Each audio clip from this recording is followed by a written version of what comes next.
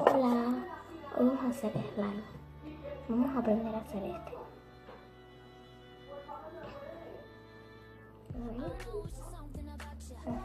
Lo que vamos a necesitar son los ingredientes que toman. Esto que están intentando hacer necesitar como transparente.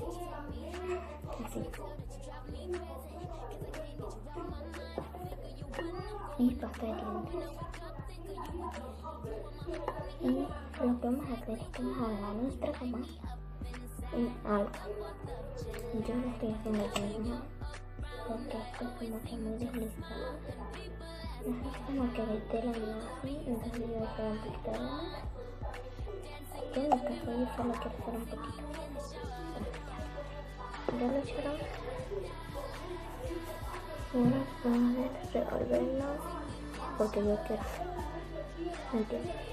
No lo tienen que revolver, solo opcional. Ahora yo quiero que tenga un poquito de color y esto tiene color y brillo, así que yo voy a echar una gotita de esto, pero esto es opcional. Es opcional. Bien, le eché solo unas puntitas de esto, casi ni se nota. Entonces voy a revolverlo. Entonces es normal, se pone rosita, pero claro, no le echen colorante y nada por el estilo. Se me había olvidado decirles y se me había olvidado una chata que no lo tenía. Bueno, un poquito de pasta y me la revolví y les digo algo, se les va a poner de color de su pasta. Pero si su pasta es blanca, se va a volver de ese color que le echaron. Se van a revolver y revolver. Y he sacado mucha pasta, entonces ahorita lo pongo ahí. Y mi pecho voy a sacar esto. Y vamos a sacar todo el mucho. No tenemos todo aquí. Entonces, voy a decir que ¿ves?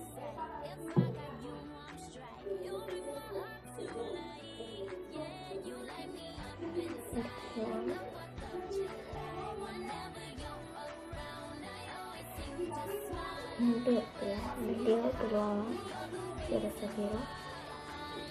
Y necesitamos los materiales. Bueno, no como no se cuenta, entonces necesitamos algo.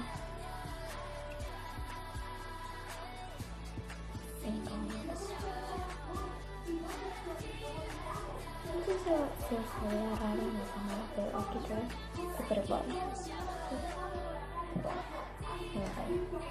Y lo guay es que no se pega en la ropa. Tengo mano. Creo que este fue el traición. ¿Ven?